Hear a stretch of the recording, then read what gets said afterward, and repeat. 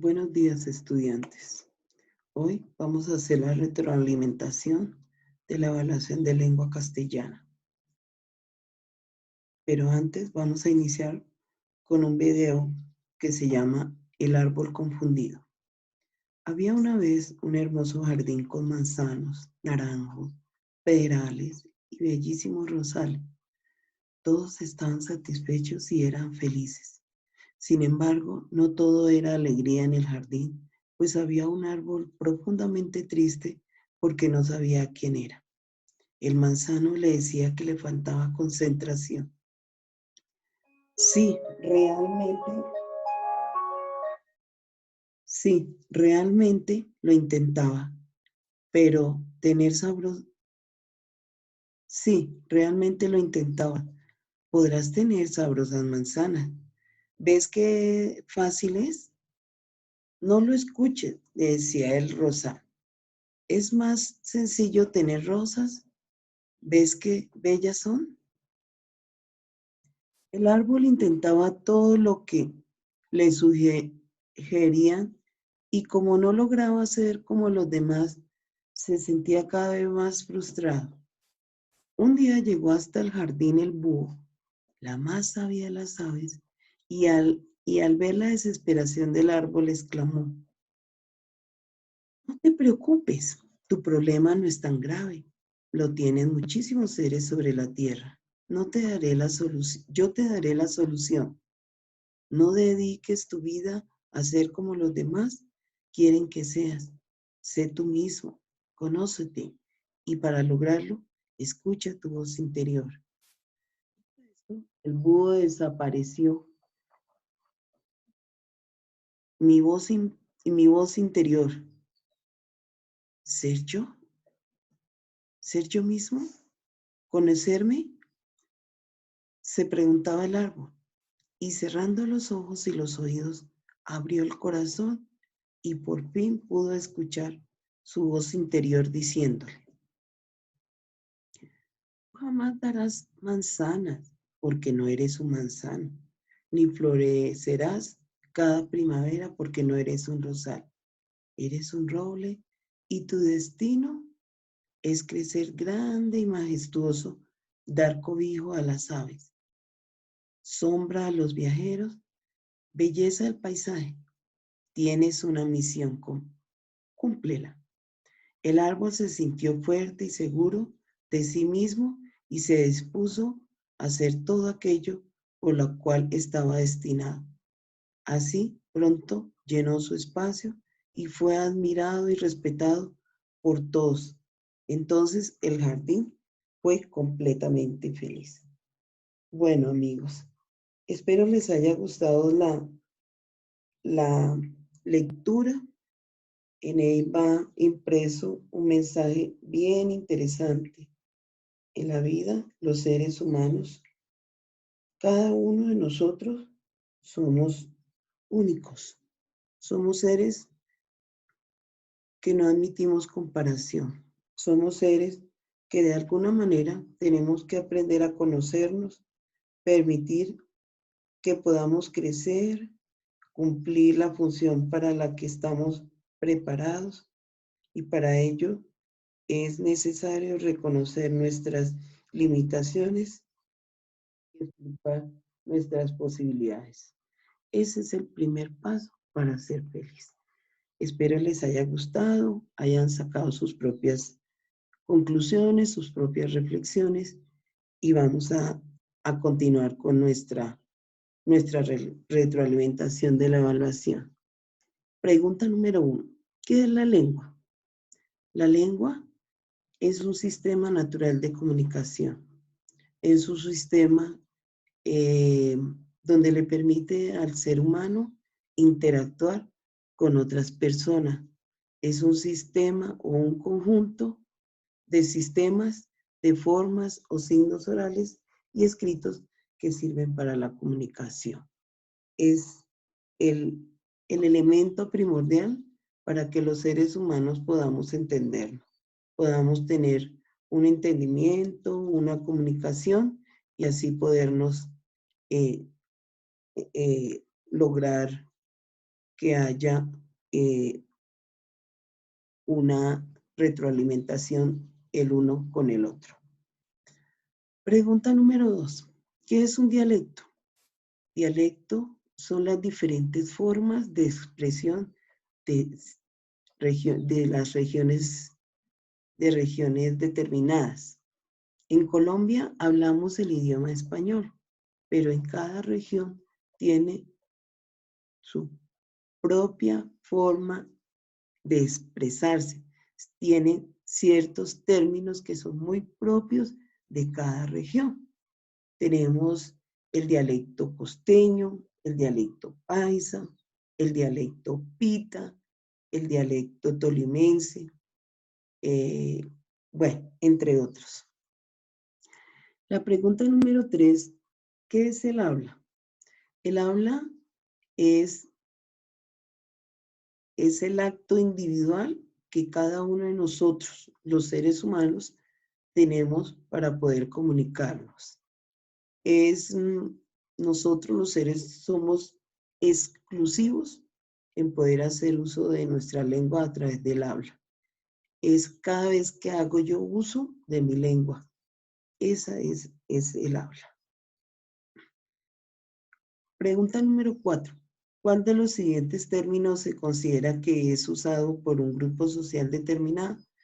Bueno, les dije que como grupo social tenemos el grupo social de los doctores, de los ingenieros, de los estudiantes, de los maestros, de las personas indigentes, de los conductores. Bueno, hay diversidad de grupos sociales. Aquí, chimba, tombo, ceba, soplón son un tipo de palabras, de expresiones que son exclusivas de un grupo social determinado. En este caso, podemos atribuírselos, por decir algo, a los indigentes, de pronto a las personas recicladoras, personas que utilizan estos términos dentro de su diario vivir o dentro de su forma de vida, dentro de las cosas que ellos comunican a otras. Pregunta número 5. ¿Qué es un cuento? Un cuento, primero que todo, pertenece al género narrativo, se escriben en prosa, son son situaciones de la vida real, son situaciones imaginarias, fantásticas, maravillosas, que sean de determinada situación. La estructura del cuento tiene 3 partes fundamentales que son el inicio, el planteamiento, es donde se presentan los personajes con sus diferentes problemas, conflictos que se puedan girar o dar dentro de la historia. El nudo o la trama son los diferentes conflictos, problemas que se van a desarrollar dentro de la trama, dentro de la historia. Y el desenlace es el desarrollo de esos conflictos y esos problemas que se generan en toda la historia. Una característica del cuento, pregunta número 7. Les dije la vez pasada que el cuento es una narración corta, menos compleja que la novela y que pues tiene menos personajes que comúnmente utiliza la novela. Pueden ser hechos reales, fantásticos, maravillosos, imaginarios, bueno, etc. Pregunta número 8. ¿Qué es un cuento de ciencia ficción? El cuento de ciencia ficción sencillamente es una narración cuyos contenidos se encuentran basados en la tecnología, en lo científico, en lo técnico, que de alguna manera el autor utiliza para para conmover, para poner a prueba la creatividad del lector y también a su vez poner a prueba su creatividad, en donde pone a volar la imaginación del lector también. La descripción, pregunta número 9. La descripción es contar con palabras todas las cualidades físicas, psicológicas, morales de una persona, de un lugar, de un animal, de una cosa, de un objeto, bueno, etc. ¿Qué es la prosopografía?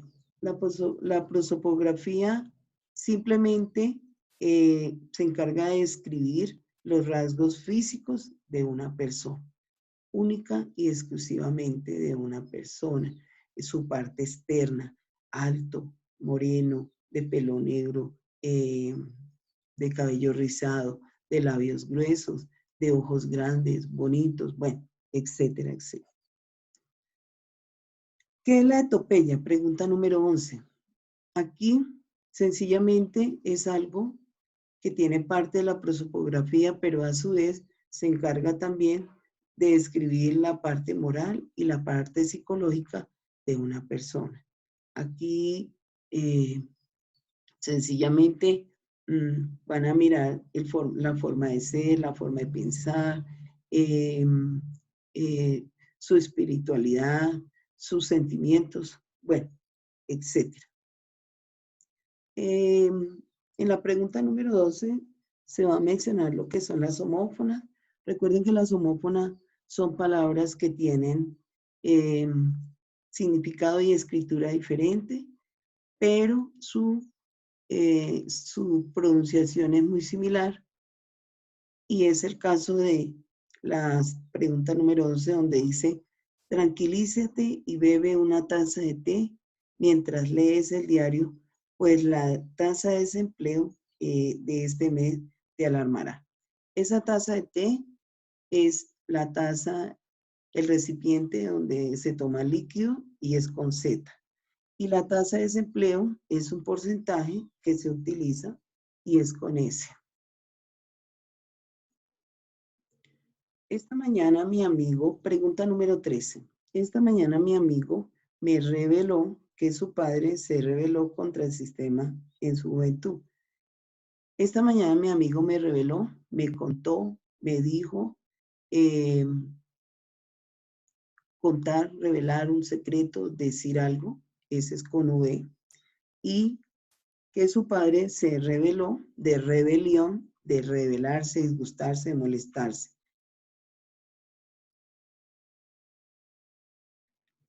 Pregunta número 14.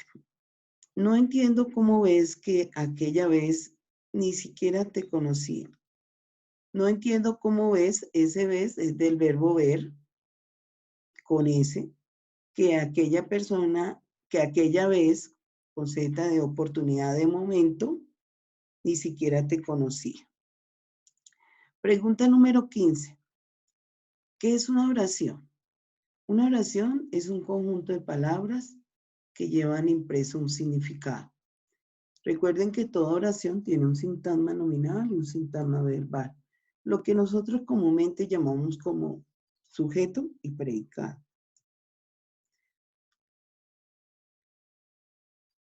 ¿Cuáles son las partes de la oración? La pregunta número 16.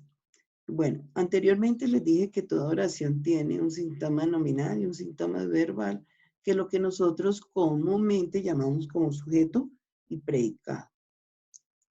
La pregunta número 17. Según la actitud del hablante, ¿cuál de las siguientes es una oración dubitativa? Las oraciones dubitativas son aquellas que expresan duda. Por lo tanto, podemos utilizar expresiones como tal vez, de pronto, quizás, posiblemente, tal vez, bueno, etcétera. Por lo tanto, quizás haya clase mañana. Pregunta número 18. Según las oraciones unimembres y bimembres, ¿cuál de las siguientes oraciones es bimembre? Las oraciones unimembres son aquellas que carecen de sujeto y predicado, mientras que las oraciones bimembres son aquellas que tienen sujeto y tienen predicado. Por lo tanto, la única oración que tiene sujeto y predicado es la de, o sea, Mario es sujeto, lava su ropa en la lavadora es el predicado. Silencio, auxilio, socorro, báñese, son oraciones que carecen de sujeto y de predicado, pero son oraciones unimembres que tienen sentido. ¿Cuáles de las siguientes oraciones son unimembres? Recuerden que las oraciones unimembres son las que carecen de sujeto y predicado. Y la única oración que no tiene sujeto ni predicado es la A, que es auxilio y levántese. El resto tienen sujeto y predicado, como en el caso de María, Pedro, José, María, los niños, los padres, es el sujeto de estas oraciones, y el predicado va de compras, escribe, se baña, se peina, hace tareas y escucha en radio. Subraya el sujeto y el predicado de las siguientes oraciones.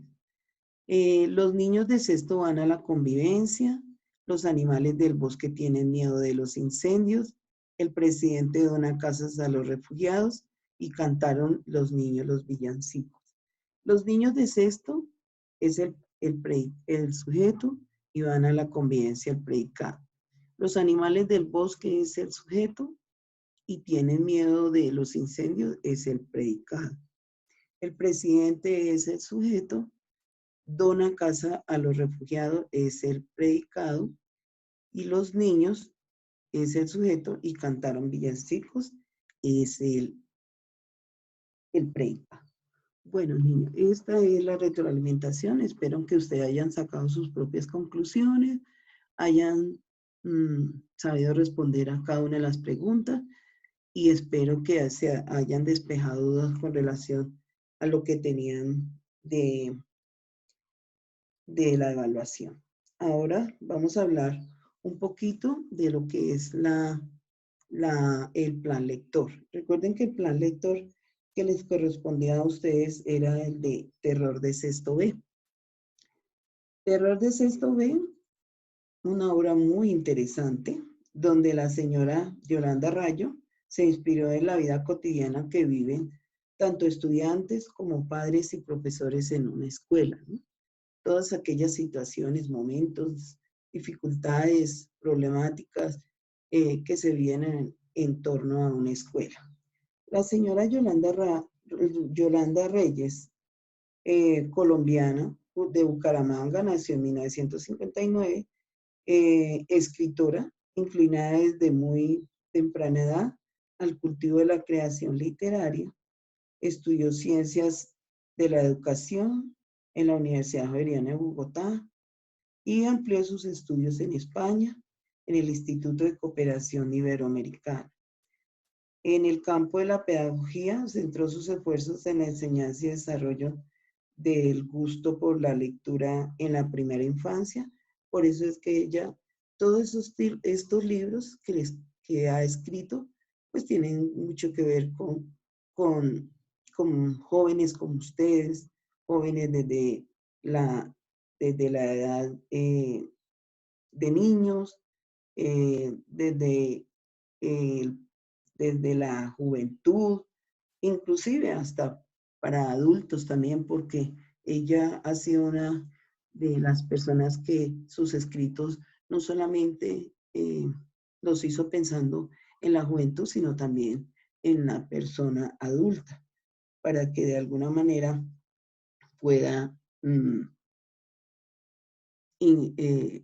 pueda gustar en este tipo de público.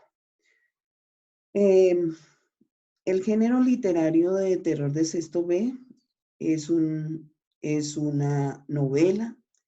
Recuerden que la novela son narraciones extensas, complejas, con muchísimos personajes que de alguna manera se caracteriza por la libertad de poder escribir todo lo que a su paso pueda llegar, ¿no? son subgéneros que no tienen límites en su escritura, en su realización. La forma de expresión está en prosa. Los personajes principales, pues está el alumno Sergio Hernández, que era el especialista en sabotear, en molestar las clases, en hacer bromas de mal gusto. Dentro de los personajes secundarios, pues está el profesor de inglés, que se llama Quiroga, que desafortunadamente le tenían el apodo de Porky. Frida, tu amiga entrañable. Juan Guillermo, también. Juliana, la niña un poquito gordita y un poco, pues, despaciosa, lentica. Tiene aproximadamente 13 años.